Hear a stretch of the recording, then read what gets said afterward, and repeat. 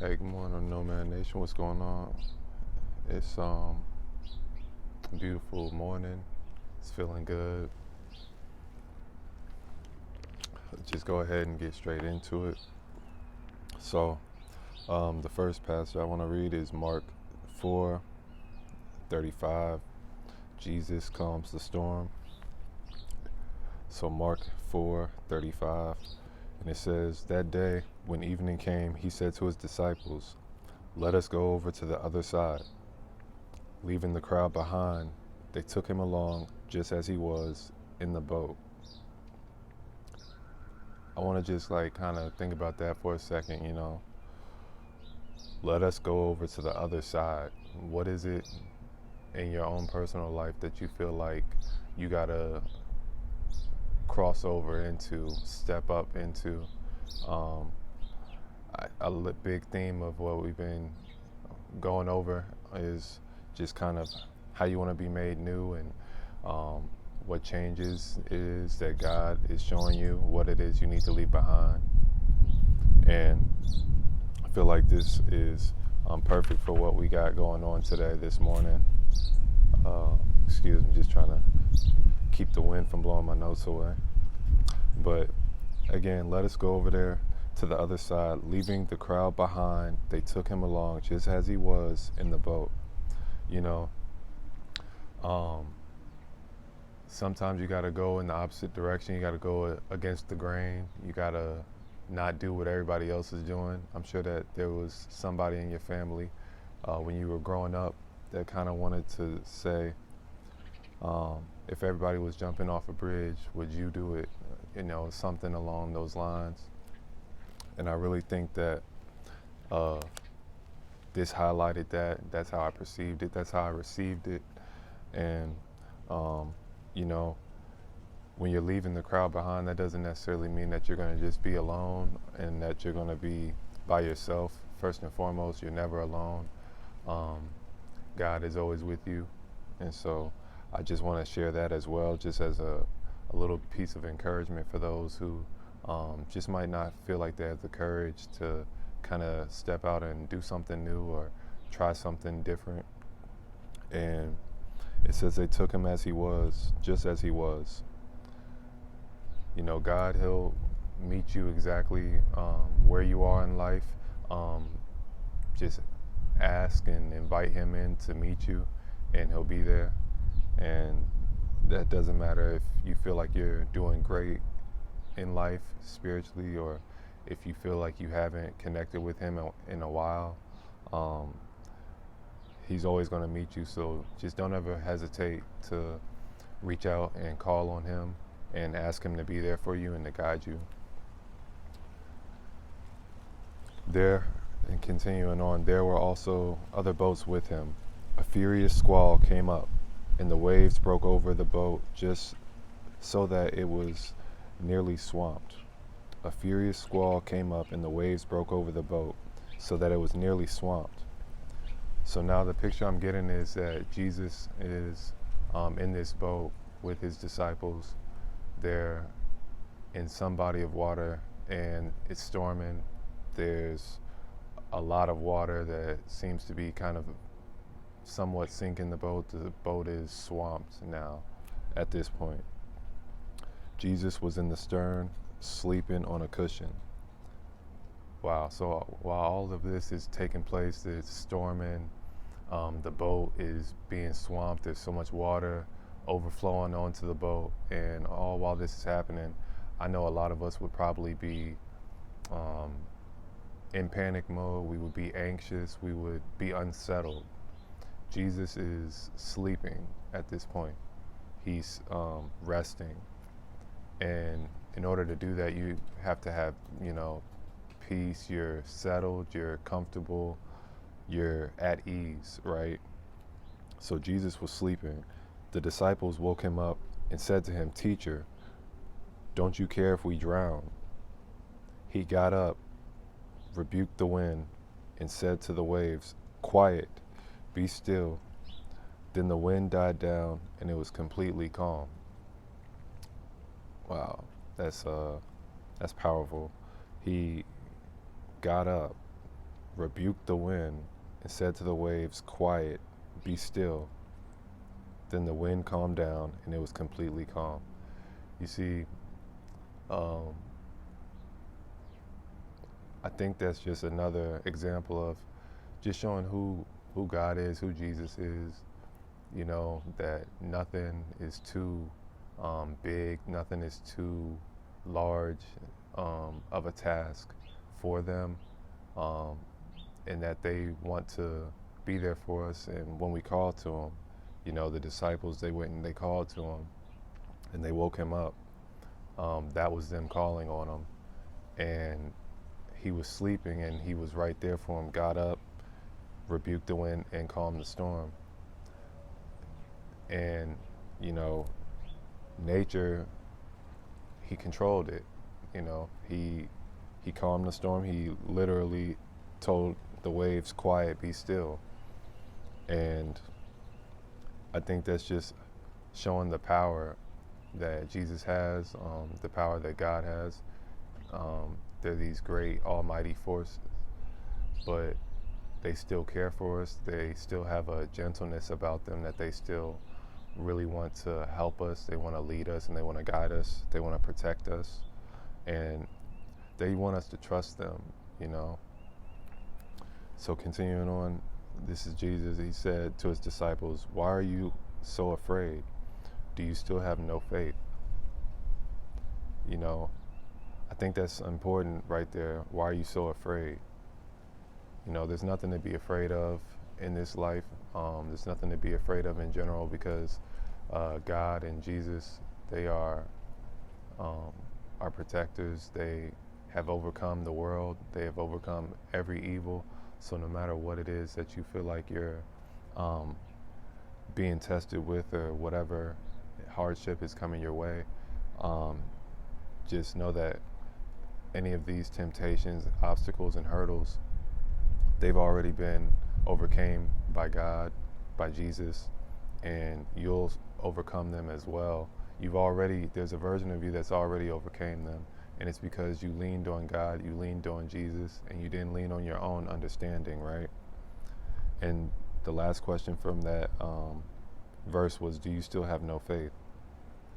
So even though you can believe in Jesus and you really want to pray to him and build your relationship with him, I know it can be hard and it can be difficult to always want to kind of be in that mind state, in that mind frame, to want to do just that, which is to lean on them, to call on them, to believe in them, to trust them.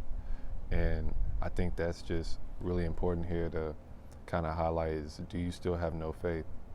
So I just want to ask everybody, you know, what it is in your own personal life that you feel like where this kind of applies to you. What is it in your life currently that you're kind of struggling with to just put all your faith, all your trust into God, into Jesus, to know that I might not have the situation exactly how I want at this present moment, but if I just continue to lean on God and lean on Jesus, that, you know, this is going to turn out for my better good, even if it doesn't turn out in the way that I thought it was going to turn out, right?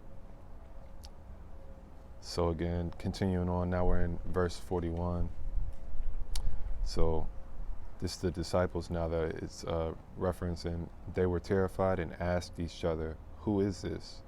Even the wind and the waves obey him." You know, that's just the disciples that were there and everything. They even had to question, like, who is this? Who are we with right now? Whose presence are we in right now? Because they were so frantic, they were so worried, they were afraid, they were scared. And, you know, they went and they called on Jesus, and Jesus, like, you know, he shut the whole show down. He shut the, you know, I guess it was a showstopper type of moment, you know, because they were in awe of what they had just witnessed. So again, that was Mark 4, verses 35 through 41, the end of that chapter there in that book. And the next one I want to go over is John 14, 1 through 4. Jesus comforts his disciples, right?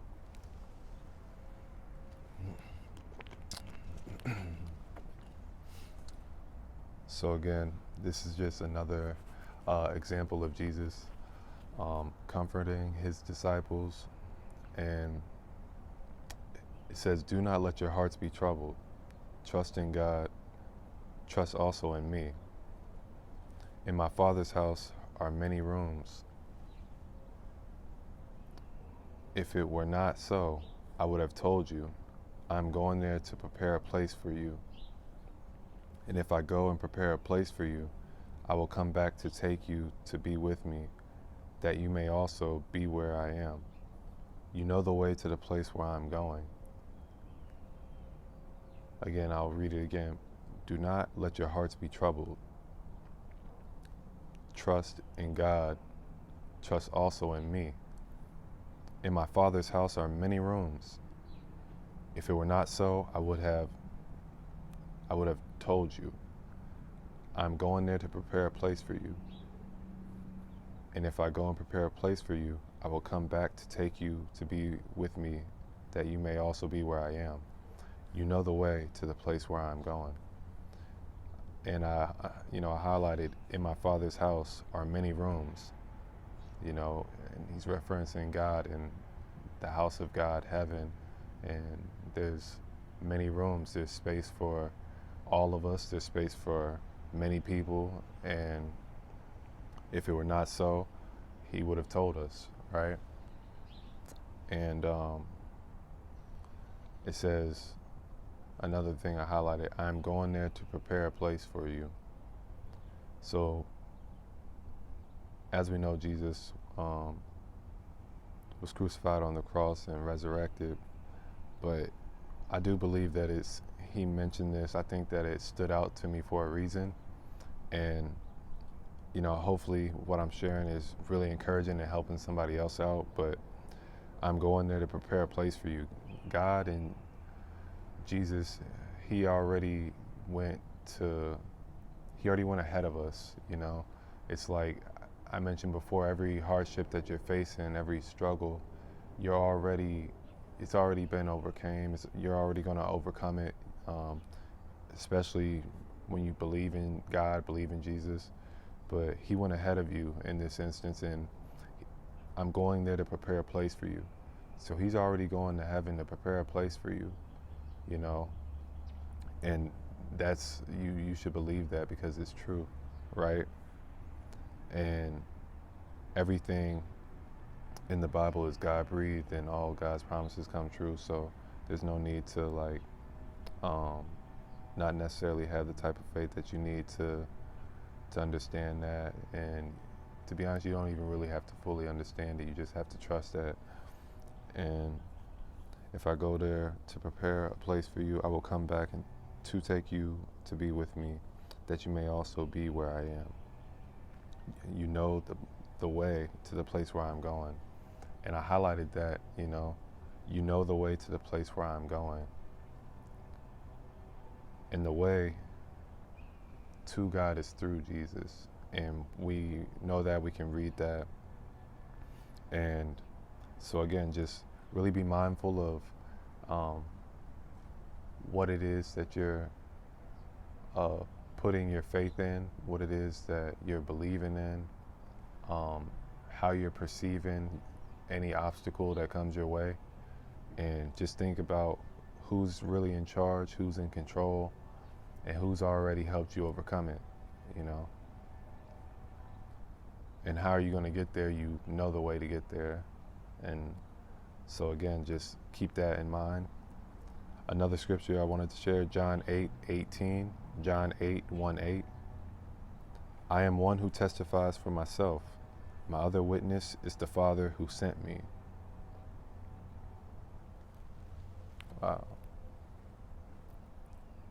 "I am one who testifies for myself. My other witness is the Father who sent me." Jesus, man, is the human embodiment of God. So while they are one, God took the form of human, the hardships of human in the form of Jesus, and still lived a perfect life, faced everything, temptations, obstacles, hurdles, being misunderstood, being judged um, unfairly, being treated unfairly, and still was the perfect being. So just if there's anybody to look up to, I'm not saying this as somebody who has it all together, but I'm just saying that I know that since I've put more trust and faith in God and Jesus, that it's really worked wonders for me. And I feel like it would work wonders for everybody else as well. So just want to leave it there. I hope this encourages somebody, and just continue to pray through what you go through. Keep moving forward, and I'll see you on the next one. Peace.